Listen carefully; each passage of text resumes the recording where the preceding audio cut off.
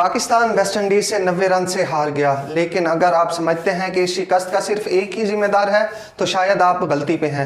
आपने पूरा मैच नहीं देखा। ये सिर्फ एक खिलाड़ी की नहीं बल्कि पूरे सिस्टम की नाकामी है। आज सबूत के साथ मैं आपसे इस पे बात करूंगा बगैर किसी ताज्जुब के। अस्सलाम वालेकुम दोस्तों, पाकिस्तान वेस्ट इंडीज के खिलाफ पहला टेस्ट 90 रन से हार गया और अफसोस की बात यह है कि पिछले 2.5-3 साल से जो कहानी चल रही है वही एक बार फिर दोहराई गई। वही बैटिंग कोलैप्स, वही गैर जिम्मेदाराना शॉट्स और वही बॉलिंग जिसने मुखालिफ टीम के टेलेंडर्स को भी मैच में वापस आने का मौका दे दिया। एक तरफ पाकिस्तान 244 रन पर 3 विकेटों से 282 पे ऑल आउट हो जाता है, यानी आखिरी 7 विकेटें सिर्फ 38 रन पे गिर जाती हैं, और दूसरी तरफ वेस्ट इंडीज के आखिरी 3 बैटर्स पाकिस्तान के खिलाफ 88 कीमती रन बना देते हैं। यही वो लम्हे थे जिन्होंने मैच का असल रुख बदला। आप सब लोग सोशल मीडिया पर सिर्फ एक ही नाम ले रहे हैं, वो है बाबर आजम। मैं मानता हूं कि बाबर से भी गलती हुई। उन्हें आखिरी लम्हात में ज्यादा स्ट्राइक रेट अपने पास रखनी चाहिए थी। टेलेंडर्स को इतनी ज्यादा गेंदें नहीं खेलने देनी चाहिए थी और एक सीनियर खिलाड़ी की हैसियत से आखिर तक ज्यादा फाइट दिखानी चाहिए थी। लेकिन सवाल यह है कि क्या सिर्फ बाबर आजम ही इस शिकस्त का जिम्मेदार है? जरा स्कोर कार्ड देख लीजिए। पहले 9 बैटर्स में सिर्फ बाबर आजम और मोहम्मद रिजवान ही डबल फिगर में पहुंच सके। बाकी स्कोर्स को एक साथ देखें तो ऐसे लगता है जैसे किसी मुल्क का मोबाइल नंबर लिखा हुआ हो। आखिरी बैटर्स कहां थे? जब आपको पहले ही मालूम था कि पिच फास्ट बॉलर्स के लिए साजगार होगी तो फिर इतने गैर जिम्मेदाराना शॉट्स क्यों खेले? टेस्ट क्रिकेट में नई गेंद के खिलाफ पहले 20 से 25 ओवर्स गुजारना सबसे अहम होता है। अगर आप इस दौरान सिर्फ विकेटें बचा लेते, चाहे रन्स कम ही थे, तब भी आपके हाथ में यह मैच आ सकता था। लेकिन यहां तो विकेटें तोहफे में दे दी गई। और अब एक अहम बात मोहम्मद रिजवान की भी कर लेते हैं। ये शायद सख्त बात हो, लेकिन इस वक्त मोहम्मद रिजवान की कारकर्दगी पाकिस्तान के लिए बड़ा सवाल बन चुकी है। बैटिंग में वो मुसलसल मुश्किलात का शिकार है और इस मैच में विकेट कीपिंग भी सही नहीं थी। अहम मौके पर 2 से 3 अहम कैचेज उन्होंने ड्रॉप कर दिए और जब गेंद ने थोड़ी सी स्विंग या सीम मूवमेंट दिखाई तो रिजवान टेक्निकली भी फेल हो गए। वो क्रीज पर ऐसे खेल रहे थे जैसे डांस कर रहे हो। थोड़ा सा स्विंग हो रहा हो तो रिजवान की दौड़े लग जाती हैं। कोई एतमाद नहीं था, कोई विकेट बचाने वाली सूरत हाल दिखाई नहीं दे रही थी। इसी तरह सलमान अली आगा पर भी बात होनी चाहिए।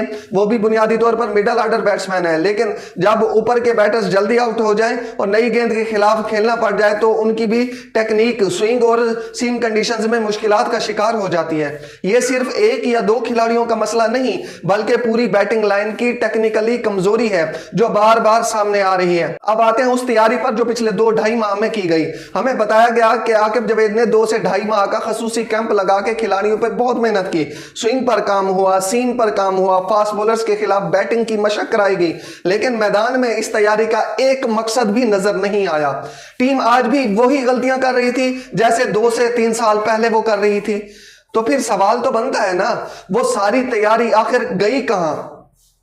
और टीम सिलेक्शन पर भी सवाल बनता है। जब आपको मालूम था कि पिच फास्ट बॉलर्स की मदद करेगी और सलमान अली आगा की सूरत में स्पिन का ऑप्शन भी आपके पास अवेलेबल था, तो फिर आपने अली उस्मान की जगह एक इजाफी बैटर क्यों नहीं खिलाया?